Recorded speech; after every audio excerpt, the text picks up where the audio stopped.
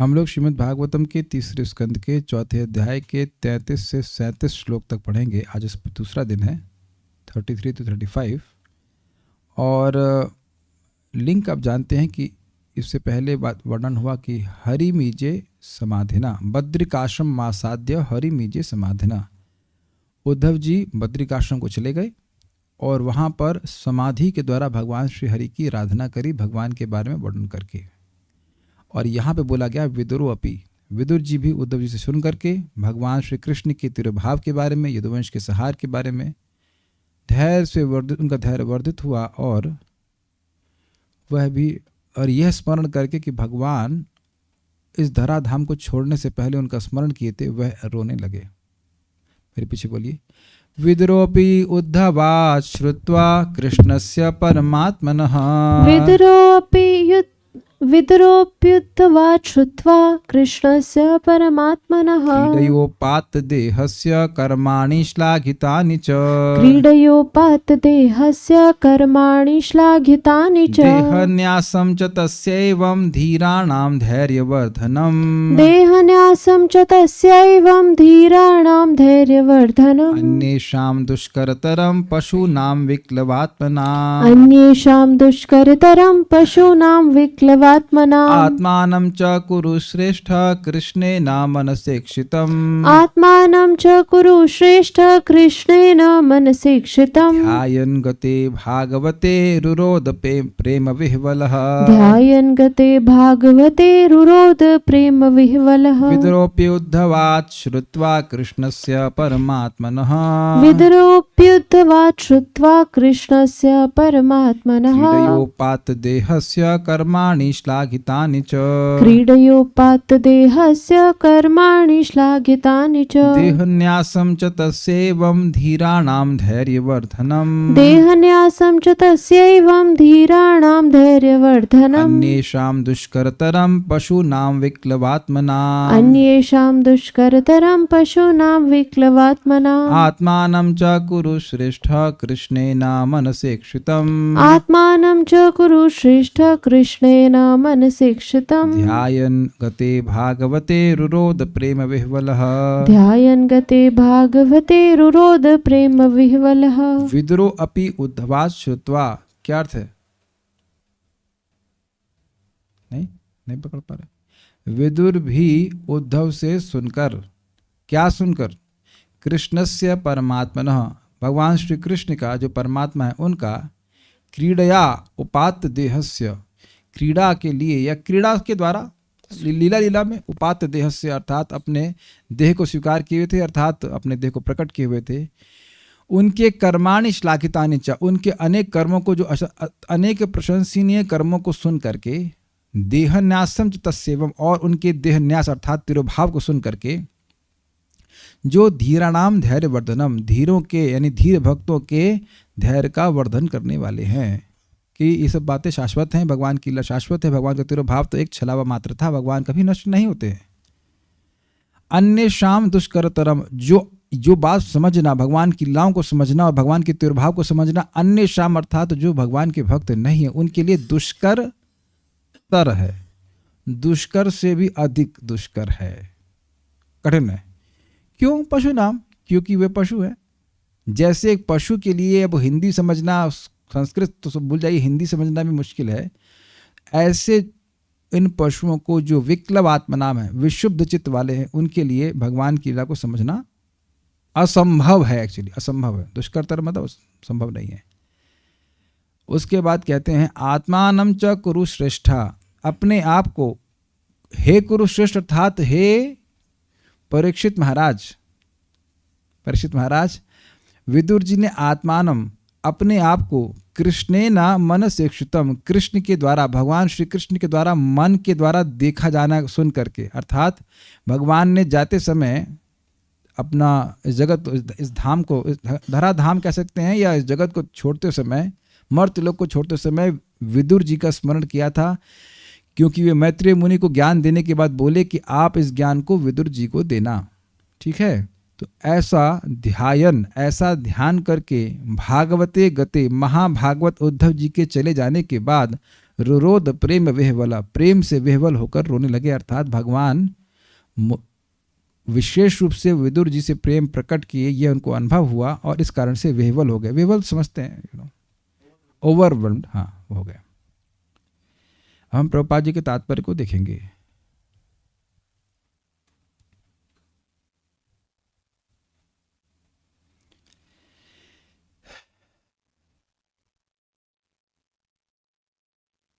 आप ये देख रहे हैं कि शब्द का कितना बड़ा प्रभाव हुआ। रुरोध प्रेम विह्वल, ये देख रहे हैं कि नहीं देख पा रहे हैं? शब्द था ना यहाँ पे भी। शब्द का बहुत बड़ा प्रभाव होता है चित्त के ऊपर। सबसे अधिक और सबसे जल्दी जो चित्त पे प्रभाव पड़ता है वह शब्द का होता है। इसको समझने या स्वीकार करने में कोई विरोध तो नहीं है ना। कि आपने सुना होगा ना, ऐसी वाणी बोलिए मन का आपा खोए, आपन को शीतल करे औरन को शीतल करे आपन शीतल होए, है ना, ऐसे कुछ है। तो अब आप ये सोचिए कि इस जगत में कोई भौतिक शब्द बोलते हैं तो लोगों का चित्त क्योंकि भौतिक गुण से प्रभावित है इसलिए प्रभावित हो जाता है। लेकिन जिसका गुण, जिसका चित्त दिव्य है, क्या वह भौतिक बातों से प्रभावित होगा? नहीं होगा। तो वो किन चीजों से प्रभावित होगा? आध्यात्मिक शब्द से। Very good. तो जैसे भौतिक शब्द का भौतिक चित्त पर सुन लेने के बाद प्रभाव होता ही है। मैं एक एक शब्द को बहुत धीरे बोल रहा हूं। अगर कोई शब्द सुना ही नहीं तो प्रभाव नहीं होगा, लेकिन अगर सुनेगा तो चित्त पे प्रभाव हो ही जाता है। लेकिन उसी प्रकार से भगवान की बात को हम बोलते हैं तो भगवान सुनते हैं। जैसे हम यहाँ श्रीमद् भागवतम बोल रहे हैं तो भगवान सुनते हैं इस बात को कि यहाँ बात क्या हो रही है। And he appreciates and he also appreciate, वह सराहना भी करते हैं। और अगर कुछ व्यर्थ की बात बोली जाती है तो वह नाखुश भी होते हैं। जैसे कि मैं यहाँ पे मायावाद बोलने लग जाऊँ कि आप भगवान, मैं भगवान, ये सब, तो भगवान कहेंगे अच्छा मुझको भगवान नहीं स्वीकार कर रहे हो, सबको भगवान स्वीकार कर रहे हो, ये क्या बात है? भगवान अप्रसन्न हो जाते हैं। लेकिन ये तो खैर नेगेटिव बात हुई। पॉजिटिव बात ये है कि अगर भगवान की बात को बोला जाता है तो भगवान तुरंत प्रसन्न होते हैं। It doesn't take lifetimes. ऐसा नहीं कि करोड़ों जन्म लगेंगे तब भगवान प्रसन्न होंगे। क्या मेरी बात समझ पा रहे हैं? और एक और इंटरेस्टिंग बात है, बड़ी रुचिकर बात है। क्या आप लोगों के संग ऐसा कभी हुआ है कि आप बोलना कुछ चाहते हैं और व्यक्ति समझे कुछ और? आज हम थोड़ा सा प्लीज़ आप माफ़ कीजिएगा, हम कुछ बोल रहे हैं। हमने कहा कि घर में, मैंने कहा कि जब खाना अच्छा मिलता है तो व्यक्ति सुखी होता है। तो इनने कहा कि क्या मैं खाना अच्छा नहीं बनाती? हमने कहा ये नहीं कहा, मैंने ये नहीं कहा कि आप अच्छा खाना नहीं बनाते। मैंने खाली, मेरा कहने का आशय यह था कि जब खाना अच्छा मिलता है तो मतलब भोजन सुख है और भोजन अच्छा मिलता है तो व्यक्ति सुखी रहता है। तो आपने ये है ना, ऐसे मैं कोई, हम लोग को झगड़ा नहीं होता, हम खाली बोल रहे हैं कि मिसकम्युनिकेशन होता है। आप कुछ बोलना चाहते हो, एक सिद्धांत बोल रहा था कि भोजन अच्छा मिलता है तो सुखी होते हैं। हमें इतना कि आप खराब खाना बनाते हैं। लेकिन ऐसा कई बार होता है कि आप बोल रहे हैं ए और सामने वाला समझ रहा है बी। ऐसे ये मेरे पास आया, हमने बोला कि मैं कुछ प्रमाण दिखाना चाहता हूँ। मैं कौन सा प्रमाण? भगवत गीता नहीं, कोई बैंक का स्टेटमेंट। तो आप समझ रहे हैं। अब मैं कहेंगे लौकिक बात ही, लौकिक बात नहीं कह रहा हूं, उसका प्रयोजन है कहने का। देखिए हम सभी के संग ऐसा होता है कि सामने वाला कुछ बोल रहा होता है और हम कुछ और समझते हैं, क्योंकि हम लोग की जो समझने की क्षमता है वह वेरी गुड सीमित है। लेकिन भगवान तो समझते हैं ना कि आप किस उद्देश्य से बोल रहे हैं। अब इस पे बहुत गंभीर बात बताऊंगा जो परम पूज्य जयद्वैत महाराज ने कहा। श्रीला प्रभुपाद को ही सीधे पूछे कि प्रभुपाद जी, आप लोग अभी कभी भी आप प्रवचन करते हैं तो कभी कभी आप श्लोक गलत बोल देते हैं। तो हम लोग भौतिक दृष्टि से सोचने लगते हैं कि आप तो गुरु हैं, आप गलत कैसे बोल सकते हैं? तो प्रभुपाद जी का बड़ा सुंदर उत्तर था। कहले हाँ, ये भौतिक दृष्टि है। तो अब इसका बहुत गंभीर इंपोर्ट है। गुरु वैष्णव का उद्देश्य है भगवान का यश बोलना। अगर कुछ प्रमादवश, कुछ मतलब गलती से कुछ गलत निकल जाए, लेकिन उसका उद्देश्य क्या था? उद्देश्य था भगवान का यश बोलना। कुछ समझ पा रहे हैं बात? तो उसी तरह से प्रभुपाद जी के शिष्यों को कुछ लोगों ने कहा कि उनका उच्चारण ठीक नहीं है, ये जो हरे कृष्ण मंत्र बोल रहे हैं इनका उच्चारण ठीक नहीं हो रहा है। तो प्रभुपाद ने कहा उनको, जिसको वो बुला रहे हैं वो जानता है कि क्यों वो क्या बोल रहे हैं। समझ में आया? भगवान कृष्ण को भक्त बुला रहा है तो वो कृष्ण ठीक से बोल नहीं पा रहा मान लो, तो भी भगवान जानते हैं। ऐसे ही जब हम भागवतम के लिए आते हैं तो तभी भगवान हमारे हृदय में आएंगे भागवत को सुनने के द्वारा, बोलने के द्वारा, जब हमारा ऐसा उद्देश्य हो। और अमेजिंग बात यह है कि बाकी लोग ना समझ पाए मान लो, लेकिन आपका और भगवान के बीच में तो कोई इन्फॉर्मेशन गैप नहीं है। आप जब कर रहे हैं, भगवान की भक्ति कर रहे हैं, तो भगवान तो आपके आशय को समझते हैं ना। याद है ना उद्धव जी को भगवान कहे थे कि तुमने मेरी उपासना करी थी और तुम मेरा पार्षद बनना चाहते थे, तो मुझे वो बात पता है। What I am trying to say is, ये हमारे लिए बहुत ही एनकरेजिंग है। श्रीमद् भागवतम भगवान को बहुत अधिक पसंद है। अब हम लोग ऊंचा नीचा कुछ बोलें, ठीक से ना भी बन पाए, लेकिन उद्देश्य यह है कि भगवान प्रसन्न हो जाए, तो भगवान प्रसन्न हो जाते हैं। एक बात। दूसरा, पूर्ववर्ती आचार्यों की, प्रभुपाद जी की बात को रिपीट करते तो वो तो ऐसा ही लिखते हैं जैसे भगवान प्रसन्न हो जाए, ये भी समझते हैं, स्वीकार करते हैं। तो अपन ऐसे ही सुखी हो जाते हैं, यद्यपि हम ऐसे ही पवित्र हो जाते हैं क्योंकि भगवान प्रसन्न हो जाते हैं। एक बात आप बहुत ध्यान से समझ लीजिए सभी लोग, Krishna's mercy is the active ingredient in the advancement of a devotees life. अगर आप चाहें तो नोट कर सकते हैं, भगवान की कृपा भक्त की आध्यात्मिक प्रगति में एक सक्रिय साधन है। Krishna's mercy is the active ingredient in the advancement of a devotees life. भगवान की कृपा के द्वारा ही भक्त की प्रगति होती है। तो बिल्कुल स्पष्ट है कि हम ऐसे कार्य करें कि भगवान हमसे प्रसन्न हो। और ये कार्य बहुत आसान है, सिंपली बाय सिटिंग। आप भागवत क्लास में आके बैठिए, और जो वक्ता है उसका उद्देश्य भी होना चाहिए कि भगवान हमसे प्रसन्न हो जाए। तो कितना आसान कार्य है भगवान को प्रसन्न करना। इसके तात्पर्य को हमको लिखने की जरूरत नहीं, हमें खाली पढ़ने की जरूरत है। Is it not easy? कुछ समझ में आया? प्रभुपाद जी तात्पर्य लिख दिए हैं, हमें खाली बोलना है और उसको पढ़ना है और समझना है, भगवान प्रसन्न हो जाते हैं। बताइए। चलिए फिर इसलिए पढ़ लेते हैं प्रभुपाद जी के तात्पर्य को। मैं खाली बात समझाने का प्रयास कर रहा था कि श्रीमद् भागवतम को पढ़ना और बोलना कितना आसान बना दिया प्रभुपाद जी ने। हमें केवल इन तात्पर्यों को बस समझना है, बस पढ़ना है, समझना है। और कितनी सुंदर बात है कि हम लोग के भक्तों की संगति प्राप्त हो गई है, एक मानसिकता वाले। कितना ईजी है ना। चैलेंज करता हूँ, ढूंढना जाकर के बाहर 75 लोग जो भागवत पढ़ना चाहते हो। डिफिकल्ट है ना, नहीं मिलता, ऑफलाइन नहीं मिलता, ऑनलाइन मिल जाता है। Is it not amazing? चलिए पढ़ते हैं तात्पर्य प्रभुपाद जी का। एक इससे पहले मैं बात बोलूं, मेरे से बताए बिना रहा नहीं जाएगा। प्रभुपाद जी कह रहे थे अपने भक्त शिष्यों को कि मैं भौतिक जगत में आना नहीं चाहता था। आचार्यगण हमारी तरह पतित नहीं होते हैं। तो भगवान कृष्ण उनको बोले, जाओ जाकर किताब लिख के वापस आ जाओ। This is amazing. ये प्रभुपाद जी के तिरुभाव पे ऑलमोस्ट हर साल भावानंद प्रभु बताते हैं। भावानंद व्हाटएवर भावानंद प्रभु बताते हैं। These words are not ordinary. Let's read. परमात्मा अर्थात भगवान श्री कृष्ण की आविर्भाव तथा तिरुभाव का विषय महर्षियों तक के लिए रहस्य बना हुआ है। इस श्लोक में परमात्मनः शब्द महत्वपूर्ण है। सामान्य जीव प्रायः आत्मा कहलाता है, किंतु भगवान कृष्ण कभी भी सामान्य जीव नहीं है, क्योंकि वे परमात्मा हैं। और जीवात्मा कभी भी परमात्मा नहीं हो सकता, किसी भी गुरु के ओपिनियन के द्वारा भी। It is not by popular votes. Popular votes के द्वारा वोटिंग करके सूर्य ने, कंपनियां या फैक्ट्रियां बल्ब बना सकती हैं, लेकिन सूर्य नहीं बना सकती हैं। सूर्य स्वयं प्रकाश है। कभी कोई व्यक्ति बोले कि आप भगवान थे और आप भूल गए हैं कि माया ने आपको पकड़ लिया और आप भूल गए कि आप भगवान हैं, तुमसे पूछो कि जब मैं भगवान था तब तो सर्वशक्तिमान था, तब तो माया मेरी दासी थी, तो दासी मुझे ही पकड़ ली, मुझे ही दास बना ली। यह कैसे हो सकता है? This is absolute nonsense.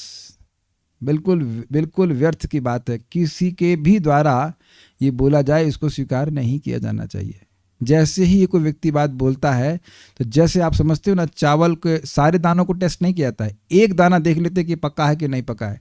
अगर ये बात कोई व्यक्ति बोल रहा है कि भगवान हम बन सकते हैं, तो फिनिश, खत्म, उस और कोई बात सुनना ही नहीं, सब गलत बोलेगा प्रभु। ठीक है, समान इसलिए ओके। फिर भी मनुष्य के रूप में उनका आविर्भाव तथा इस मर्त लोक से पुनः उनका तिरोभाव उन शोधार्थियों के लिए शोध का विषय है जो बड़े ही लगन के साथ शोध कार्य करते हैं। कहा क्या फिर से पढ़ते हैं, प्रभुपाद ने क्या कहा, फिर भी मनुष्य के रूप में उनका आविर्भाव तथा इस मर्त्यलोक से पुनः उनका तिरोभाव उन शोधार्थियों के लिए शोध का विषय है जो बड़े ही लगन के साथ शोध कार्य करते हैं। ऐसे विषय निश्चय ही अधिकाधिक रोचक हैं, क्योंकि शोधार्थियों को भगवान का दिव्य धाम खोजना होता है, जिसमें भगवान मर्त्यलोक की लीलाएं समाप्त करने के बाद प्रवेश करते हैं। मतलब भगवान कहाँ गए, इस धराधाम को छोड़ करके भगवान कहाँ गए, उस पर रिसर्च करते हैं लोग। किंतु महर्षियों तक को कोई जानकारी नहीं है कि इस भौतिक आकाश के परे आध्यात्मिक आकाश है, जहाँ श्री कृष्ण अपने संगियों समेत नित्य निवास करते हैं। यद्यपि उसी के साथ साथ वे सारे ब्रह्मांडों में बारी बारी से अपने मर्त्यलोक की लीलाएं प्रदर्शित करते रहते हैं। इसकी पुष्टि ब्रह्म संहिता 5.37 में हुई है। गोलोक एव निवसति अखिलात्म भूतः गोविंदमादि पुरुषम तमहम भजामि। भगवान अपनी अचिंत्य शक्ति से अपने नित्य धाम गोलोक पे रहते हैं, फिर भी साथ साथ परमात्मा रूप में वे सर्वत्र आध्यात्मिक तथा भौतिक आकाशों में अपने विविध रूपों द्वारा विद्यमान रहते हैं। अतएव उनके आविर्भाव तथा तिरोभाव साथ साथ चलते रहते हैं, और कोई भी निश्चित रूप से यह नहीं कह सकता कि उनमें से कौन सा अथ है और कौन सा इति। अथ मतलब शुरुआत और इति मतलब अंत। अब थोड़ा समझने का प्रयास करें, पहले इसको पूरा पढ़ के समझाता हूँ। उनकी नित्य लीलाओं का कोई आदि अंत नहीं है, यही तो नित्य का मतलब है। उन्हें शुद्ध भक्त से ही जाना जा सकता है, अतः तथाकथित शोध कार्य में मूल्यवान समय नष्ट नहीं किया जाना चाहिए। तो प्रभुपाद जी ने क्या क्या समझाया समझ लीजिए। देखिए, पहला बात बोल रहे हैं प्रभुपाद की, भगवान के आविर्भाव और तिरोभाव ये शोध कार्य का विषय रहता है लोगों का, लेकिन अपनी शक्ति से महान ऋषिगण भी भगवान के तिरोभाव और आविर्भाव को नहीं समझ सकते। मुह्यंती कवयोपि ही, ये भीष्म पितामह ने कहा है, जो कविजन हैं वह भी भगवान के अभिप्राय को नहीं जानते कि किस उद्देश्य से भगवान कौन सा कार्य कर रहे हैं। मुह्यंती कवयोपि ही, जो कविजन है वह भी नहीं समझ पाते। ठीक है, अब एक इंटरेस्टिंग बात है, हम लोग सुनते हैं कि भगवान गोलोक धाम से अवतरित होते हैं, ये भी सही है, बिल्कुल सही बात है। और यह भी सुनते हैं कि भगवान ब्रह्मांड में किसी न किसी ब्रह्मांड में नित्य लीला करते ही रहते हैं। तो आविर्भाव करते हैं कि एक ब्रह्मांड से दूसरे ब्रह्मांड घूमते रहते हैं? क्या उत्तर है? मतलब है ना, हम लोग ये भी बिल्कुल स्पष्ट सुनते हैं कि गोलोक से आते हैं, और जब आते हैं तो वैकुंठ के सारे भगवत स्वरूप उनमें आ जाते हैं और फिर आकर के ब्रह्मांड में अवतरित होते हैं। लेकिन यहाँ की लीला नित्य ही चल रही है, तो वहां से फिर खाली रहते हैं क्या? तो इसीलिए प्रभुपाद ने कहा नहीं, खाली नहीं रहते, ये अचिंत्य है। गोलोक में भी रहते हैं और यहाँ पे भी रहते हैं और पूर्ण रूप में रहते हैं। तो काफी रुचिकर बात है। तो भगवान, ये चीज व्यक्ति केवल अपने मन के द्वारा नहीं समझ सकता। आप समझ पा रहे हैं? ये आइडिया ही नहीं आ सकता कि भगवान ऐसा कर सकते हैं, क्योंकि हम ऐसा कभी कर ही नहीं सकते। आप जो कर सकते हैं या कुछ सोचते हैं वहीं तक तो रेंज जाएगी ना। एग्जाम्पल मैं देता हूं, बहुत सारे साइंस फिक्शन मूवीज बनी हैं, लेकिन एक का भी विषय ये नहीं है कि एक गोलोक धाम है जहां भगवान अपनी नित्य लीला कर रहे हैं और वहां से अवतरित होकर के वह यहाँ पे लीला कर रहे हैं इत्यादि। क्या आज तक कोई ऐसी मूवी बनी? पानी दीजिए, मैं समझा पाया मैं क्या कह रहा हूं? बहुत सारी पिक्चरें बनती हैं जिसको साइंस फिक्शन कहते हैं, मतलब गप फिक्शन मतलब गप। तो गप लड़ा रहे हैं, लेकिन उनकी गप की रेंज ये नहीं है कि वे गोलोक वृंदावन को पकड़ लें। या आज तक आप कोई साइंस फिक्शन नहीं सुने होंगे जिसमें बोले कि एक भगवान महाविष्णु हैं जो अनंत कोटि ब्रह्मांडों को अपने रोम कूपों से प्रकट कर रहे हैं। मेरी भाषा समझते हैं? इस उदाहरण को आप समझ रहे हैं? ये उनकी रेंज के बाहर है, रेंज है ही नहीं, वो सोच ही नहीं सकते ऐसा। ये साइंटिस्ट इत्यादि है, जो रिसर्चर है, वो यह तो बोल दिए कि एक बम फटा और सारा सृष्टि हो गई, लेकिन भगवान महाविष्णु इस प्रकार से केवल निश्वास से जगत की सृष्टि कर दे, यह तो कभी सोच ही नहीं सकते। भगवान ऐसे कार्य करते हैं जो कि सामान्य मनुष्य, क्या महान मनुष्य के लिए भी अति अकल्पनीय है। जब ब्रह्मा जी नहीं पकड़ पा रहे थे भगवान को, तो अन्य का तो कहना ही क्या। इससे आप में क्या सीख रहे हैं?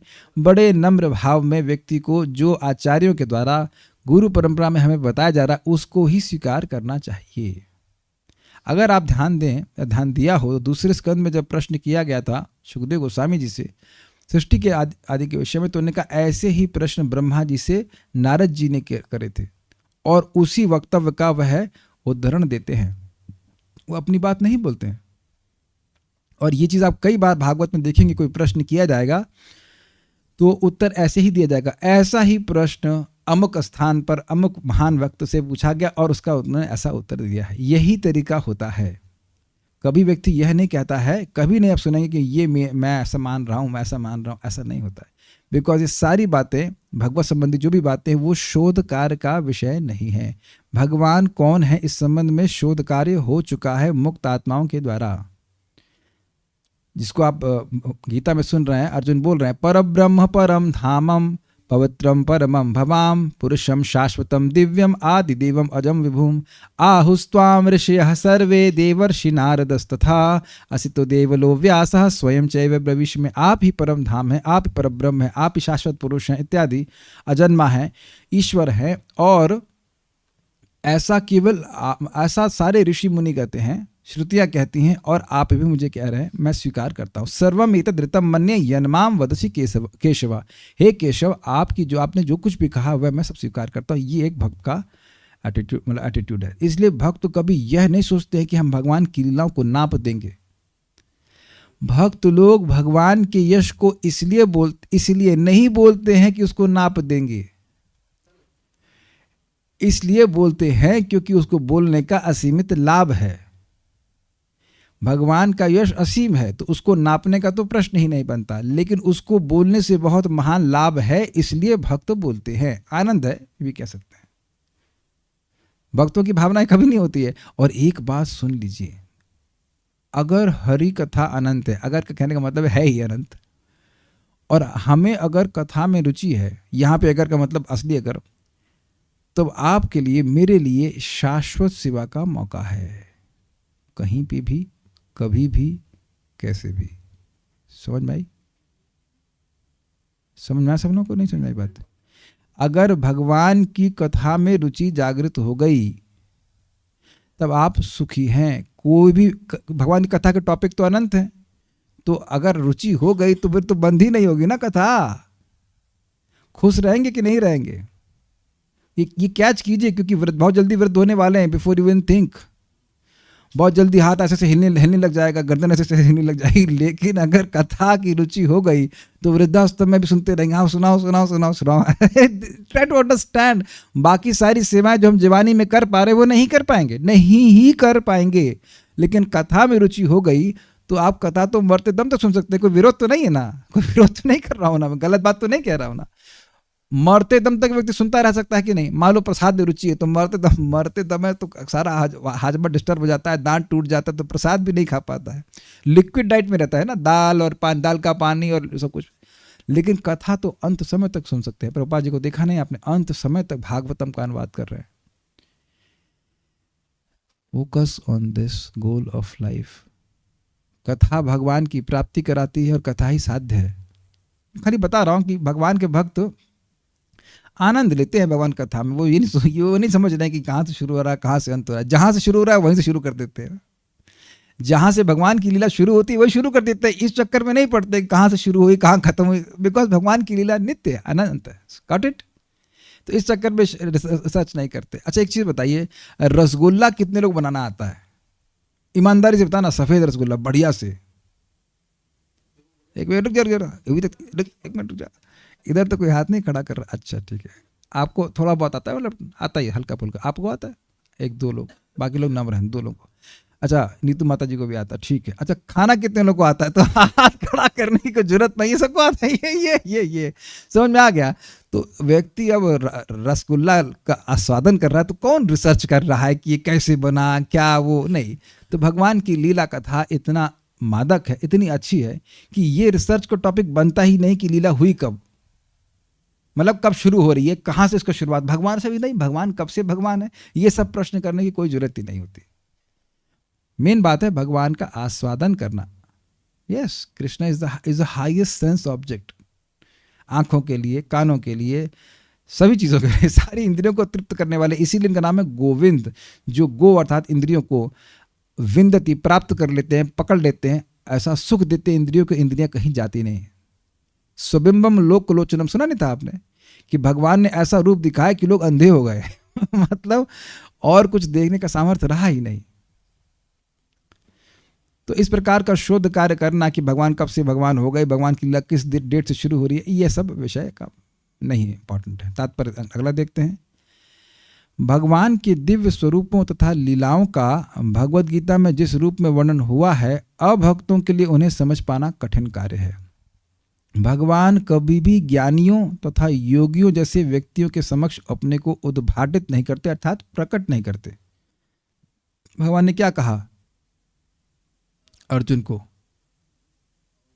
ज्ञानोसी तथा योगोसी, इसीलिए मैं इस रहस्य को बोला, तुम ज्ञानी हो और योगी हो, इसीलिए इस ज्ञान को दे रहे हो? नहीं, उन्होंने कहा भक्तो सी में सखा चेती रहस्यम ही एतद उत्तमम, तुम मेरे भक्त हो, मेरे सखा हो, इसलिए इस रहस्य को बता रहा हूं। देखिए एक सिंपल सी बात समझिए, अगर कोई व्यक्ति अपनी महिमा बताता है और सामने वाला द्वेष कर रहा होता है तो वह व्यक्ति उसको उससे और द्वेष करने लगता है।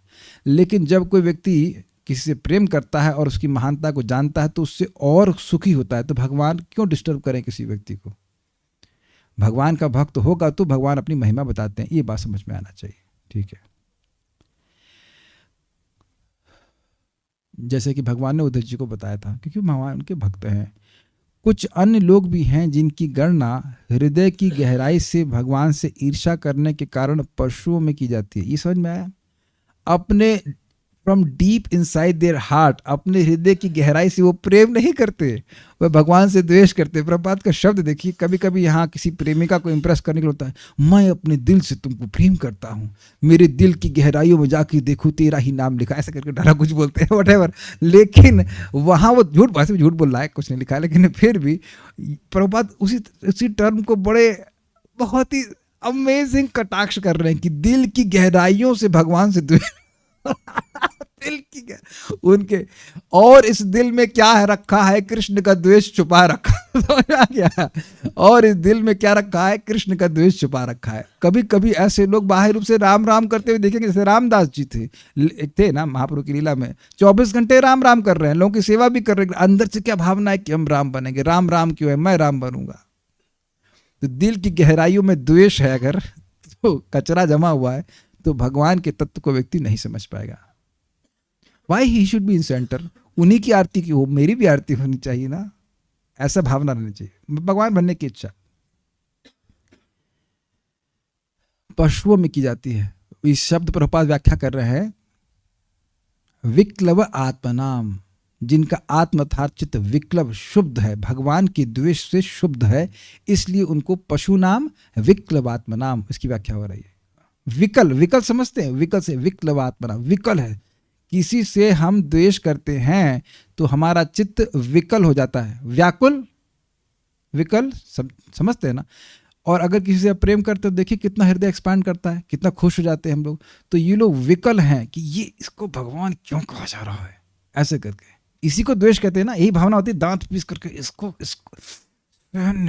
भगवान क्यों कर रहे हैं, ये तो इंसान को भगवान मान रहे हैं, ऐसा करके वो लोग चिढ़ते हैं। या प्रचार करिए, देखिए बहुत चिढ़ते हैं लोग।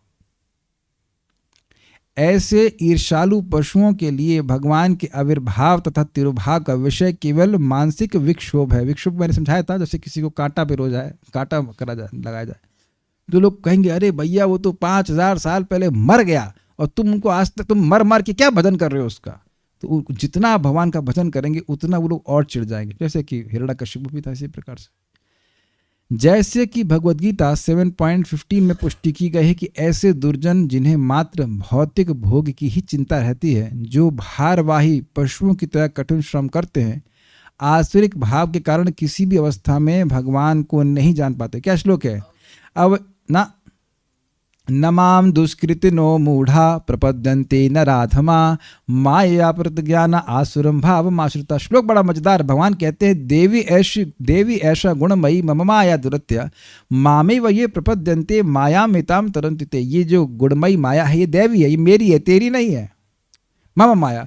और इसको पार पाना बड़ा कठिन है, लेकिन अगर मेरी शरण में कोई व्यक्ति आता है तो बड़ी आसानी से पार कर जाता है। तो तुरंत बात कहेंगे अच्छा भगवान, तब तो निश्चित ही आपकी शरण में सारे लोग आते हैं। कहते हैं नहीं, कुछ ऐसे हुण बदमाश हैं जो पिटेंगे माया से लेकिन मेरे पास नहीं आएंगे। तो फिर कहते हैं नमाम दुष्कृतिनो मूढ़ा प्रपद्यन्ते नराधमा। मेरी शरण में दुष्कृतिवान लोग नहीं आते। तो ये बड़ा इंटरेस्टिंग पॉइंट है कि जो गलत काम करते हैं उनका चित्त ऐसा बन जाता है कि उनके चित्त में भगवान के प्रति द्वेष बन जाता है। यस, वो भगवान की बात को समझ ही नहीं सकते। ये बात भक्त नहीं समझ पा रहे हैं कि भक्तों की संगति कितना मुश्किल है। शायद समझ पा रहे हो, पता नहीं, लेकिन अगर नहीं समझ पा रहे स्टार्ट योर प्रीचिंग प्रोग्राम, तो आपको समझ में आएगा कि लोग भगवान के बारे में सुनने के लिए कितना अरुचि से युक्त हैं। अरुचि, high level of disinclination to hear about Krishna, aversion. English समझ रहे हो तो हिंदी में क्या कहेंगे इसको? बात ही नहीं सुननी है भगवान के बारे में। ये बहुत बड़ी बात है। परम पूज्य राधा गोविंद महाराज समझाते हैं कि भाई ये बहुत बड़ी बात है कि किसी व्यक्ति का भगवान की कथा में सुनने की रुचि हो। ये सारे धर्मों की चरम परिणति है कि व्यक्ति को भगवान की कथा में रुचि हो। क्या श्लोक है ये? धर्म स्वनुष्ठितः पुंसाम विश्वक्से न कथासु यह नोत्पादयेद यदि रतिम श्रम एव ही केवलम। व्यक्ति बढ़िया से अपने धर्म का अनुष्ठान कर रहा है, लेकिन अगर उसे भगवान की कथा में रुचि नहीं है तो केवल परिश्रम कर रहा है। तो यानी सारे धर्मों का पर्यवसान, कल्मिनेशन ये है कि व्यक्ति को भगवान की कथा में रुचि हो। अगर धर्म कर रहा है और उसका चित्त शुद्ध होता है तो वह भगवान की कथा में रुचि रखता है। प्रभुपाद इसको अलग तरह से, सेम चीज को अलग तरह से कहते हैं कि जब व्यक्ति भगवान का नाम जप कर रहा है, जब शुरुआत में भले कथा में रुचि ना हो उसकी, लेकिन नाम उच्चारण करके जब उसका हृदय शुद्ध होने लगेगा तो अंदर से भगवान उसके हृदय में एक उत्कंठा जागृत कर देंगे। जाओ जाकर क्लास में बैठो और सुनो। 5वें स्कंद में आपको दिखाऊंगा। प्रभुपाद कहते हैं in the beginning one chants Hare Krishna and later he hears Bhagavatam to make further progress. प्रारंभ में व्यक्ति हरे कृष्ण मंत्र करता है और बाद में वह भागवतम सुनकर आगे प्रगति करता है। इसका मतलब ये नहीं कि हरे कृष्ण करना बंद कर देता है, लेकिन उसका चित्त शुद्ध हुआ है तो अब वो भगवान के बारे में जिज्ञासु हो जाता है। ये बहुत बड़ी रहस्य है, आप समझने का प्रयास कीजिए। तो कभी कभी व्यक्ति सोचने लगता है कि मैं हरे कृष्ण कर रहा हूं तो मुझे भागवतम सुनने की क्या जरूरत है। तो प्रश्न तो ये बनेगा कि आप हरे कृष्ण कर रहे हैं ठीक से? अगर चित्त शुद्ध हुआ है तो भगवान की बात समझ में आएगी। ये आप अपने अनुभव से देखना कि हरे कृष्ण मंत्र जप करते रहिए, प्रसाद ग्रहण करते रहिए, कथा सुनते रहिए। आप जितनी बार श्रीमद् भागवतम सुनेंगे आपको और गहरी अंडरस्टैंडिंग होगी। इससे और आपकी भागवत नाम में श्रद्धा बन जाती है कि मेरा चित्त शुद्ध हो रहा है। You becoming more attached to Krishna by Srimad Bhagavatam. तो ये जो अभक्त लोग हैं इनका चित्त इतना अशुद्ध है कि भगवान की बात वो सुनना ही नहीं चाहते। जैसे हिरण्यकशिपु प्रहलाद महाराज को केवल इसीलिए मारना चाहता था क्योंकि वो भगवान विष्णु की भक्ति कर रहे थे, और कोई दोष नहीं था, और कोई दोष कोट एंड कोट नहीं था प्रहलाद महाराज का। मर्त लोक में अपनी लीलाओं के लिए भगवान द्वारा प्रदर्शित दिव्य शारीरिक अंशों तथा ऐसे दिव्य अंशों का आविर्भाव तथा तिरोभाव कठिन विषय हैं, और जो लोग भक्त नहीं हैं उन्हें सलाह दी जाती है कि वे भगवान के आविर्भाव तथा तिरोधान भाव की चर्चा न करें। अभक्त लोग चर्चा न करें, अभक्त चर्चा न करें भगवान के आविर्भाव और तिरोभाव की, अन्यथा वे भगवान के चरण कमलों पर और अधिक अपराध कर सकते हैं। बड़ा ध्यान से सुनना होगा। अरे तुम पहले ही अपराधी हो। क्यों? क्योंकि भगवान की भक्ति नहीं करते। ठीक, यानी कि तुम पहले ही भगवान के प्रति बुद्धि बना लियो कि मनुष्य हैं, अब उसके बाद और तुम आविर्भाव तिरोभाव पे बात कर रहे हो जो कि उल्टा है। परम पूज्य राधा गोविंद महाराज समझा रहे थे कि व्यक्ति लिखा कृष्ण की आत्मकथा और कोई व्यक्ति ला करके उनको बोले कि महाराज आप पढ़िए उसको, तो महाराज कहते हमारा वैसे भी मन नहीं था पढ़ने का, लेकिन कोई जबरदस्ती किया तो हम एक पेज पढ़े। तो महाराज बता रहे थे कि कैसे वो व्यक्ति खुद ही कृष्ण बन गया। भगवान कृष्ण के बारे में जान कुछ नहीं रहा है, वो खुद ही उन भगवान कृष्ण के मुख से अपनी बात बोल रहा है, मेरा नाम कृष्ण है, मेरा जन्म वसुदेव जी क्या हुआ, फिर उसके बाद मैं यहाँ से वहाँ ले गया, ऐसा बोल रहे हैं कि जैसे भगवान कृष्ण मानो एक व्यक्ति हो, व्यक्ति इन द सेंस मनुष्य हो। रूप रघुनाथ पदे होय व्याकुति तबे हम भुजाबो से जुगल प्रीति। जब तक व्यक्ति आचार्यों की बातों को नहीं समझता है वह भगवान के राधा कृष्ण के तत्व को समझ ही नहीं सकता है।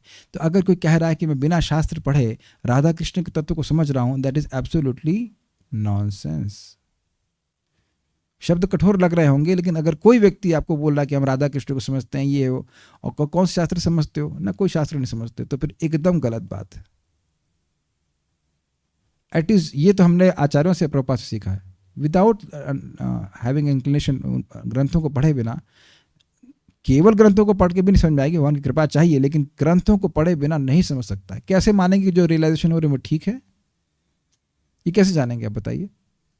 और नहीं तो लोग अपने को नंद महाराज और यशोदा मैया और राधा रानी तक मानने लग जाते हैं, जो कि ये पूरी तरह से मायावाद है। ध्यान से सुन लीजिए, जैसे कोई व्यक्ति अपने आप को भगवान कहता है तो क्या है? मायावाद है। ऐसे कोई कहे कि मैं राधा हूँ, मैं व्हाट इज इट, नंद महाराज हूँ या माता यशोदा हूँ, तो वह भी अपराध है, वह भी मायावाद ही है। क्योंकि आप ये सब कुछ हो नहीं सकते, इनके अनुगत्य हो सकते हैं, अनुगामी हो सकते हैं, लेकिन यह कभी नंद महाराज नहीं बन सकते। देखिए कितनी खतरनाक बात है, और लोग ऐसे सोचने लग जाते हैं, नहीं सोचते। वे तो जब नहीं पता है तो गलत ही बोलेंगे। इससे बेहतर है कि वो ना बोलते, लेकिन वह बोलना शुरू करे। एक और खतरनाक बात है, चलो मुझे नहीं पता मान लो, तो ठीक है, कम से कम मुझे नहीं पता है। तो अब अगर मैं नहीं पता होने के बावजूद बोलने लग जाऊंगा तो बहुत सारे अन्य लोगों को भी नहीं पता होगा। मैं समझ पा रहा मैं क्या कह रहा हूं? नहीं पता है तो कम से कम अज्ञान का प्रचार तो नहीं करना चाहिए ना।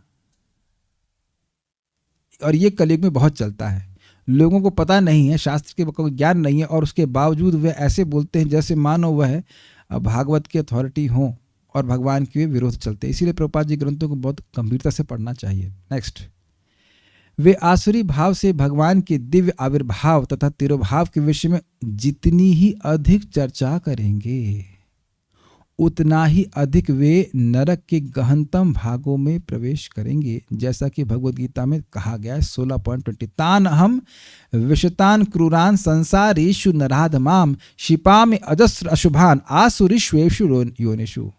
जो असुर प्रकृति के लोग वो क्या करते हैं? जब भगवान इस धराधाम पे आते हैं तो उनके स्वरूप को पर वह अटैक करते हैं। सुनाई पड़ रहा शब्द? जब भगवान इस जगत में आते हैं तो असुर लोग बाणों से प्रहार करते हैं कि नहीं भगवान के स्वरूप पर? क्लियर? तो जब भगवान इस जगत से तिरोभाव कर लेते हैं तो यह असुर लोग अपने वाग बाणों से भगवान के स्वरूप को काटने का प्रयास वैसे ही करते हैं जैसे कि असुर लोग भगवान को बाणों से बींधने का प्रयास करते। ये प्रपात एक तात्पर्य बड़ा सुंदर तरह से बताते हैं कि जैसे पहले असुर लोग भगवान को मारने का प्रयास करते थे, मार पाए नहीं, ऐसे आजकल के असुर भगवान को निराकार कहने का प्रयास करते हैं, जबकि वह नहीं है। जितना वो कहेंगे, हल्ला करेंगे कि निराकार निराकार निराकार निराकार, उतना ही उनका हृदय का अंधकार और बढ़ जाएगा। उनके हृदय का अंधकार निराकार नहीं रहेगा, वो और गहरा हो जाएगा। उनकी ये भावना कि भगवान निराकार हैं और बढ़ जाएगी। और जितना हम भगवान की यश को यथावत बोलते हैं उतना ही हमारे हृदय में भगवान का प्रकाश और अधिक बढ़ जाता है। भगवान का यश अगर जीभ पे आएगा तो क्या होगा? देहली दीपक न्याय के अनुसार अंदर भी प्रकाश होगा और बाहर भी प्रकाश होगा। मेरी बात समझ में आती है? अगर आप भगवान के यश को यथावत बोलेंगे तो अपना भी शुद्धिकरण होगा और जो सामने वाला है उसका भी शुद्धिकरण होगा। जैसे अमृत आप दूसरे को अमृत मारता हूं तो अमृत अगर किसी के ऊपर आप उड़ेल रहे हैं तो आपके हाथ में टच करेगा ना, ठीक है ना जी। जो भी व्यक्ति भगवान की दिव्य प्रेम युक्त सेवा भाव के विरुद्ध है वह न्यूनाधिक पशु है, जिसकी पुष्टि श्रीमद् भागवत के श्लोक में हुई है। जो भी भगवान की सेवा नहीं करना चाहता वह पशु है। 5वें स्कंद 5वां अध्याय, अबोध जातः यावन्न जिज्ञासतमात्म तत्वम। श्लोक भूल रहा हूं, कोई ढूंढ सकता है? 5वां स्कंद 5वां अध्याय, जो व्यक्ति आत्म तत्व की जिज्ञासा नहीं करता, भगवान की जिज्ञासा नहीं करता, तो वो अबोध जाता, अबोध पैदा हुआ पशु की तरह और वैसे ही मृत्यु को प्राप्त हो जाएगा। तुम भूल गया श्लोक, बहुत अच्छा श्लोक था, मुझे याद था। कमोबेशी, बंगला में से बोलते ना कमोबेशी, नहीं आओ, कमो मतलब ज्यादा, बेशी समझते ज्यादा, कम मतलब कम, तो ज्यादा कम ऑलमोस्ट अब पशु ही मानिए। यद्यपि लग रहा है कि वह इंसान है, लेकिन है वो पशु। श्वविड वराहोष्ट खरई समस्ततः पुरुषः पशु नयत कर्ण पथोपेतो जातु नाम गदाव्रजः। जो लोग श्वविड, श्व मतलब कुत्ता, विड मतलब श्वविड वराह, विड वराह मतलब मल खाने वाला सुअर, श्वविड वराह और श्वविड वराह ऊष्ट ऊंट और खरे गधा, वो 4 प्रकार के जानवर ऐसे हैं जो संस्तुतः पुरुषः पशु, वो ऐसे ही लोगों की सम्यक रूप से स्तुति करते हैं। आप कितना अच्छे कुत्ता है, ऊंट है इत्यादि। क्यों ऐसा बोल रहे हैं आप? तो कह रहे हैं नायत कर्ण पथो पेतो जातु नाम गदाग्रज, जिनके कानों पे भगवान का नाम कभी भी नहीं आता। हरे कृष्णा कृष्ण कृष्णा हरे हरे, हरे राम राम राम हरे हरे। जो भगवान की उपासना में नहीं लगे रहते। और आप देखेंगे कि जैसे एक पशु अपने जीवन के उद्देश्य के प्रति बिल्कुल अनभिज्ञ है, ऐसे ही ये सभी लोग घूम रहे हैं। टोटल हाउ टू से ignorance about their purpose of life. श्लोक इस प्रकार से था जो मैं कोट कर रहा था, वो बड़ा इंटरेस्टिंग है। 555 555 याद कर सकते हैं। पराभवस्तावदबोध जातो यावन्न जिज्ञासत आत्मतत्वम यावत् क्रियास्तावदिदम मनो वै कर्मात्मकम ये न शरीर बंधा। व्यक्ति को पराभव, व्यक्ति को हार ही प्राप्त होती है। पराभवस्तावद अबोध जाता, जब तक वह अबोध रहता है। भगवान कौन है, मेरा उनसे क्या संबंध है, उसके अनुसार मुझे कैसे कार्य करना चाहिए, इस बारे में जिसकी कोई जिज्ञासा नहीं होती है, ऐसे व्यक्ति हैं तो वो लोग पशु के समान हैं। जैसे कि पशु कभी ऐसी जिज्ञासा नहीं करता, केवल आहार निद्रा में लगा रहता है, उसी प्रकार से वह होते हैं, उनको कोई मतलब नहीं है भगवान से। तात्पर्य 35 का, जब विदुर जान पाए कि अंतिम समय पूर्ण पुरुषोत्तम भगवान कृष्ण ने उनका स्मरण किया था, तो वे प्रेम भाव से अभिभूत हो उठे। बहुत ज़्यादा प्रेम भाव बढ़ गया। यद्यपि वे अपने को नगण्य मानते थे, फिर भी भगवान ने अपनी अहेतु की कृपावश उनका स्मरण किया। ये बहुत सुंदर लाइन है। भक्त हमेशा अपने आप को बहुत इनसिग्निफिकेंट मानता है, मतलब क्या बोलेंगे, नगण्य। Why I should deserve anything from Krishna, मैं भगवान कृष्ण की कृपा के योग्य भी नहीं हूं। भगवान, मुझे याद है कि श्रीमान पंकजांगी प्रभु हरिदास ठाकुर जी के तिरुभाव के दिन क्लास कर रहे थे वृंदावन में, यहाँ आए हुए थे। अब तो उनका देह छोड़ दिए, भगवान के पास चले गए। और वो चैतन्य महाप्रभु के बड़े भक्त थे, बहुत प्रेम करते थे उनको। मैं किनकी बात कर रहा हूँ? पंकजांगी प्रभु की बात कर रहा हूँ। तो पंकजांगी प्रभु श्रीला हरिदास ठाकुर जी के तिरुभाव के बारे में बता रहे थे, और वहाँ बता रहे थे कैसे हरिदास ठाकुर जी का तिरुभाव होने लगा। तो महाप्रभु की एक्चुअली गोद में ही थे वो। तो महाप्रभु को कह रहे थे कि महाप्रभु, मुझे मालूम चल गया है कि आपके तिरुभाव होने वाला है। आप पूछेंगे वो कैसे मालूम चल गया? हरे कृष्णा के द्वारा मालूम चल गया। और मेरी एक प्रार्थना है कि आपका ये तिरुभाव की लीला यह मैं नहीं देखूं, उससे पहले ही मैं शरीर छोड़ दूं। तो महाप्रभु का ने जब ये सुना तो महाप्रभु के हृदय बहुत अगेन विह्वल हो गया। उन्होंने बोला कि आप जैसे भक्त अगर यहाँ पे नहीं रहेंगे तो मैं कैसे रह पाऊंगा। ऐसे मैं पैराफ्रेज कर रहा हूँ, डिटेल तो आप पढ़ सकते हैं वहाँ पे। तो उन्होंने कहा, हरिदास ठाकुर जी कह रहे हैं कि आपके महान महान भक्त यहाँ पे हैं, मेरे जैसा कीड़ा अगर मर जाता है, हे भगवान, तो किसी का क्या नुकसान होने वाला है। तो ये बात बोल रहे थे पंकजांगी प्रभु, देन ही वाज चोक्ड, वो रोने लगे क्लास में। तो अब देखिए मेरा हृदय तो बहुत स्टील जैसा है, स्टील फ्रेम हार्ट, तो हमें कुछ महसूस नहीं होता। बट पंकजांगी प्रभु जो उसको बोल रहे थे, was really I can still remember that whole incident, was just crying. पूरा उनके से ना पूरा वाज चोक्ड। भक्ति आगे करते करते व्यक्ति के हृदय सॉफ्ट हो जाता है, तो वो इन सब बातों को सुन करके उसे रिलेट कर सकता है। He could actually is very humble devotee. वो दोनों भाई जिन्होंने प्रभु और पंकजांग, बहुत नम्र भक्त, और वो he was feel it was feelingly saying like this.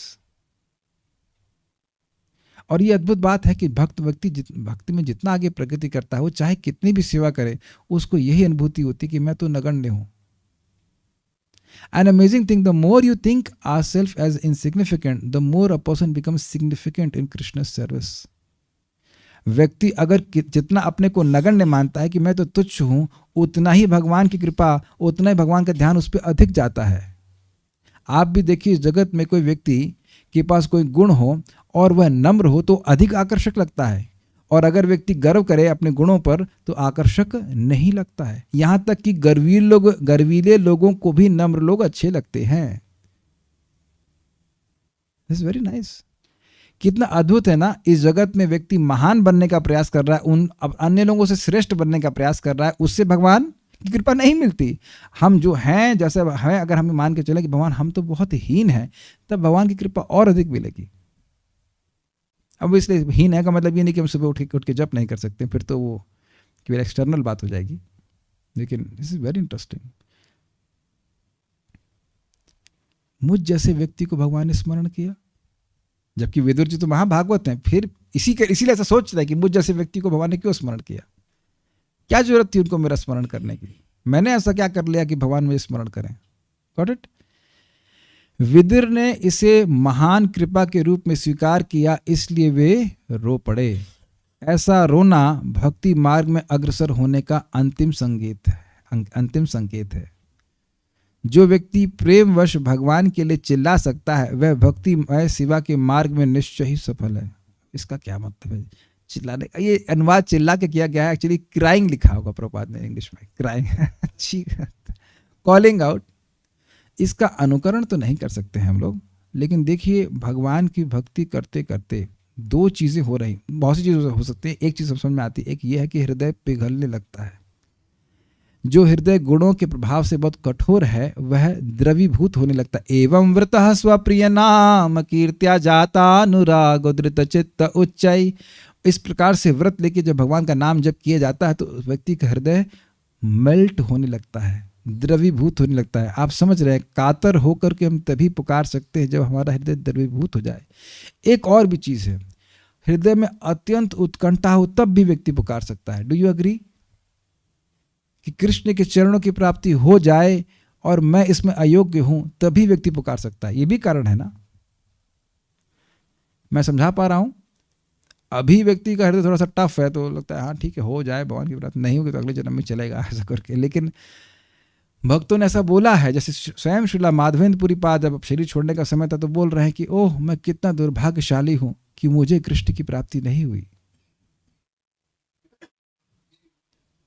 या नरोत्तम दास ठाकुर जी कैसे कह रहे हैं कि हरि हरि विफले जन्म गुआइनु, मनुष्य जन्म पाया राधा कृष्णा न भजिया, जानिया सुनिया विष खाइनु, जानिया सुनिया विष खाइनु।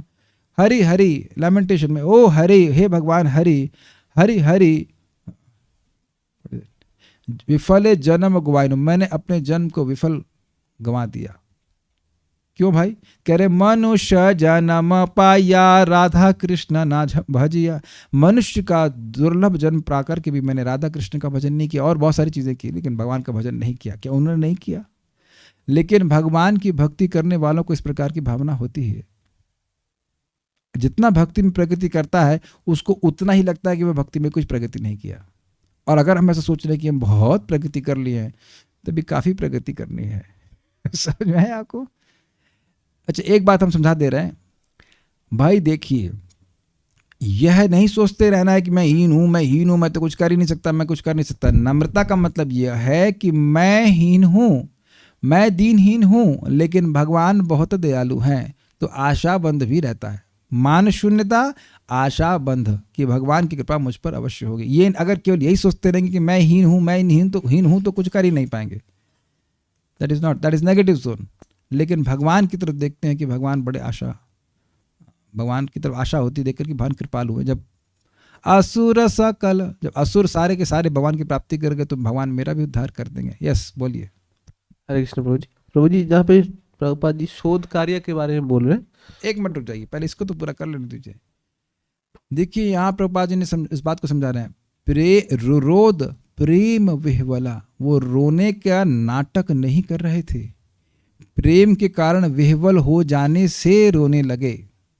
तब इससे पहले मैं एक बात आपको बताएंगे तो आप लोगों को थोड़ा सा इंकरेजमेंट मिलेगा, कहीं प्रभु जी हमें तो कोई प्रेम आंसू नहीं आ रहा है, प्याज खाते नहीं जो आंख में आंसू आए तो आंसू आए कैसे, नहीं आ रहा। तो देखिए पॉइंट क्या है, आप लोग कुकर समझते हैं, प्रेशर कुकर, तो उसमें पानी चढ़ा देते हैं तो लगता है कुछ नहीं हो रहा है, लेकिन हीट अंदर जा रही है तो वो स्टीम बन रहा है और एक समय व्हाटएवर हम उसको नहीं करके आवाज़ आने लगती है। ऐसे ही हम जप कर रहे हैं तो ऐसा लग रहा है कुछ होता नहीं है, लेकिन बहुत हो रहा है। जप करने से, ये भागवत श्रवण करने से, भगवान का श्रवण कीर्तन करने से धीरे धीरे करके हृदय मेल्ट हो रहा है। ऐसा तो अगर बहुत क्रूर होते तो फिर तो दूसरों का अहिंसा कर रहे होते, सॉरी हिंसा कर रहे होते, ऐसा भावना भी नहीं है। धीरे धीरे करके एक कुछ समय के बाद या भक्ति ठीक से करते रहें तो भगवान के लिए पुकार आने लगती है, उत्कंठा आने लगती है कि भगवान की प्राप्ति कैसे होगी। इसमें श्रवण कीर्तन बहुत बहुत प्रभावशाली है, क्योंकि चित्त पे सीधा प्रभाव होता है। तो धैर्यपूर्वक करते रहें, सभी भक्तों को इसी प्रकार से प्राप्त हुई है। कुछ उत्कंठा बढ़ी है तभी तो रोज भक्ति कर रहे हैं। क्या ऐसे हम लोग सोच सकते थे इस प्रकार का जीवन कि हम लोग रोज करते भक्ति? नहीं करते। तो जैसे हम लोग गिरते पड़ते कुछ आगे ही बढ़े हैं, ऐसे चलते चले जाएं तो आगे भी प्रगति होगी। क्रमे क्रमे स्वयं भक्त होइबे उत्तम। अब पूछिए। हाँ, प्रेम का नाटक नहीं करना होता है, प्रेम प्रकट होता है भगवान की भक्ति करके। यस बोलिए। हरे कृष्ण प्रभु जी। प्रभुपाद जी शोध कार्य के बारे में बोल रहे हैं कहीं इस तात्पर्य में, वहां पे पुनः मतलब तिरोभाव ऐसा करके कुछ लिखा हुआ था, पुनः का क्या? देखिए समझने का प्रयास कीजिए। लोग बाग जैसे कि लोग पीएचडी करते हैं जीव गोस्वामी जी के, मतलब इधर बीएचयू में जीव गोस्वामी जी के ऊपर कोई मतलब वो है डिपार्टमेंट है, और लोग पीएचडी भी कर लेते हैं, लेकिन अब वो एक माला भी जब करते होंगे वो संदेह है। मैं ये नहीं कह रहा हूँ कि जो भी जीव गोस्वामी जी के ऊपर पीएचडी कर रहा है वो सब अभक्त है, मैंने ये नहीं कहा, लेकिन बहुत से लोग ऐसे हैं जो पीएचडी कर लेते हैं, सब षट्संदर्भवादी के ऊपर भी कर लेते होंगे। अब ऐसे हमारे एक वेणुगोपाल प्रभु, वो तो भक्त हैं, वो भी पीएचडी किए हैं जीव गोस्वामी जी के लिटरेचर के ऊपर, तो वो तो डिवोटी हैं, वो हरे कृष्ण मंत्र करते हैं, तो वह तो अच्छे भक्त हैं। लेकिन ऐसे बहुत से लोग हैं जो अपने जीवन में कोई सदाचारण नहीं कर रहे हैं और वो भगवान की तिरुभाव और आविर्भाव को अपनी भौतिक बुद्धि से समझने का प्रयास कर रहे हैं। जैसे मैं एग्जाम्पल दे रहा हूँ, कई बार दिया, आईआईटी कानपुर में ऐसे मैंने किताब खोली थी, ग्रंथ तो नहीं कह सकता, और वो व्यक्ति जीव गोस्वामी जी की को पढ़ता था, तभी उनके बारे में लिख रहा है ना, कह रहे हैं कि जीव गोस्वामी जी कहते हैं कि परम सत्य एक व्यक्ति है, I see it is nonsense, you are nonsense. पहले भोजन देखो तुम खा क्या रहे हो। तो केवल अपनी बुद्धि के द्वारा वह भगवान के जो आचार्यों ने वर्णन किया उसके आविर्भाव और तिरुभाव को समझने का प्रयास करते हैं, समझ में नहीं आएगा। ओके, भगवान की कृपा जब होती है तो बात समझ में आती है। देखिए आप समझने का प्रयास कीजिए, सार्वभौम भट्टाचार्य गृहस्थ होते हुए भी सन्यासियों को वेदांत पढ़ाते थे, और उनके घर में चैतन्य महाप्रभु में साक्षात परब्रह्म भगवान श्री कृष्ण, और फिर भी वह नहीं समझ पाए कि वह भगवान है। तो भगवान को शोध कार्य से व्यक्ति नहीं समझ सकता है, भगवान को केवल उनकी कृपा के द्वारा प्राप्त कर सकते हैं। और मैं अब यहाँ बोल रहा हूँ तो मैं फिर आप लोग को याद दिला रहा हूँ कि by chanting Hare Krishna we please Krishna. कृपा तब होती है जब व्यक्ति जिससे वो कृपा प्राप्त करना चाहता है उसको प्रसन्न करे। आप लोग बातें ना शायद समझ नहीं पाने की सिंपल हैं, लेकिन कितनी डीप हैं। कृतार्थ होइला आमी सुनाईला हरि नाम। मैं बार बार बातें रिपीट करता हूँ क्योंकि बात इतनी जल्दी गहराई में उतरती नहीं हृदय में। व्हाट डज इट मीन कृतार्थ होइला आमी? व्हाट डज दैट मीन कृतार्थ होइला आमी? मेरे सारे अर्थ पूर्ण हो गए, तुमने मुझे भगवान का नाम सुनाया, श्रीमन चैतन्य महाप्रभु। और ये तो ऐसे ही महावद अन्याय है, ये तो इनके तो वैसे आतुरता है कि लोग कृष्ण प्रेम मुझसे ले क्यों नहीं रहे हैं, ले लो। जैसे आप देखेंगे ना सब्जी मार्केट में लोग बुलाते हैं, ए टमाटर टमाटर नया टमाटर नया ले लो ले लो, आपके लिए 2 रुपये सस्ता कर दूंगा। They are eager to sell, not reserving, not holding, eager to give. बात बहुत हल्की लगती है, शायद हल्की तो नहीं कहूंगा, लेकिन शायद उसकी ग्रेविटी को नहीं समझ पा रहे हैं। श्रीमंत चेतन महाप्रभु गौर निताई पंच तत्व के फोटो के सामने केवल जप करे तो सारी सिद्धि मिल जाएगी। प्रभुपाद जी बोलते हैं इस बात को। It's very easy, very easy, they are very merciful, बहुत कृपालु है। और उसका प्रमाण क्या है? मैं प्रमाण हूं। मैं कैसे भक्ति में आ गया। सब प्रमाण समझना चाहिए। So this is so easy, get their mercy. ऐसा अनेक बार अनजाने में हो जाता है कि हम मन में किसी वैष्णव के प्रति श्राप अथवा कटु सोचते तो क्या अपराध है? आप श्राप देते हैं? बाप रे, इतने समर्थ हो गए कि वैष्णव को श्राप देते हैं। पता नहीं, हम तो इतने समर्थ नहीं, हम तो खुद ही भक्ति नहीं कर पा रहे। Why do devotees consider themselves insignificant though they are servants of most opulent? अच्छा, चलिए, बहुत अच्छी बात प्रश्न किया कृष्णांश प्रभु ने कि भक्त अपने को नगण्य क्यों मानते हैं जबकि वे भगवान श्री कृष्ण की सेवा कर रहे हैं। ये भगवान की भक्ति का बड़ा अचिंत्य प्रभाव है। जितना व्यक्ति, इसको सनातन गोस्वामी जी बृहत भागवतामृत में समझाते हैं, humility means love and love means humility. Love of God means, जितना व्यक्ति भगवान की भक्ति में आगे बढ़ेगा उसको सहज रूप से नम्रता आ ही जाएगी, दैन्यता आ ही जाती है। अब कई सूर्य में प्रकाश कैसे होता है? होता ही है, क्या कर सकते हैं। ये स्वरूप ही है भक्ति का कि भक्ति में दैन्यता आ ही जाती है। अब एक बात आप लोग के सामने प्रश्न कर दे रहा हूं कि भाई दैन्यता ना हो प्रभु जी तब क्या करें? उसका सोल्यूशन बता रहा हूं। जब कब व्यक्ति देखता है कि भक्ति का उच्च स्तर कितना दूर है और मैं कहाँ हूं, तो दैन्यता आ जाती है। Is that okay? Is it sinking in? ये शिला भक्ति सिद्धांत सरस्वती ठाकुर जी का स्टेटमेंट है। जब आप सुनते हैं कि भाई रूप गोस्वामी जी नाम जप कैसे कर रहे हैं, ओह मैं एक बार कृष्ण बोलता हूं तो मेरे को लगता है कि अरे मेरे करोड़ों मुख होने चाहिए, और मेरे कानों में जब कृष्ण एक बार जाता है तो मैं चाहता हूं कि मेरे अरबों कान होने चाहिए। हम लोग क्या सोचते हैं, अरे एक ही मुख दे दिए, यही मैनेज नहीं हो रहा है। Is it not? 16 माला क्यों? Why 16 round? ऐसे कहते परेशान है लोग 16 माला करने में, नहीं उठा नहीं जा रहा है। ये हालत खराब हो रही है। या एक भक्त, प्लीज हम विनोद के लिए कह रहे हैं, एक भक्त बोले प्रभु जी माला हो जाती तो हम सोचते हैं कि टेंशन समाप्त। टेंशन है माला। वो अपना रियलाइजेशन बोल लेते हैं, हम सभी लोग इसी में रियलाइजेशन हो सकता है। तो प्रपात बोले what quality, what you are talking about quality, quality will come when you say why 16, why not 16,000। तो गोल तो बहुत ऊंचा है ना। तो अगर विचार करेंगे तब आप कहेंगे महाप्रभु दश अपराधे ना हृदय न पाशे कृपा करी महाप्रभु मजी नाम रसे। हे महाप्रभु 10 अपराध में हृदय को न जकड़ें और मैं आपके नाम के प्रेम में डूबता रहूं।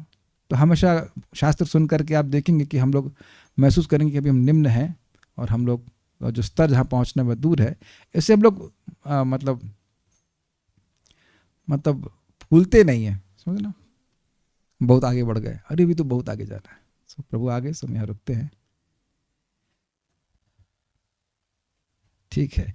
हरे कृष्णा। श्री प्रभुपाद की जय। निताय गौर प्रेमानंदे।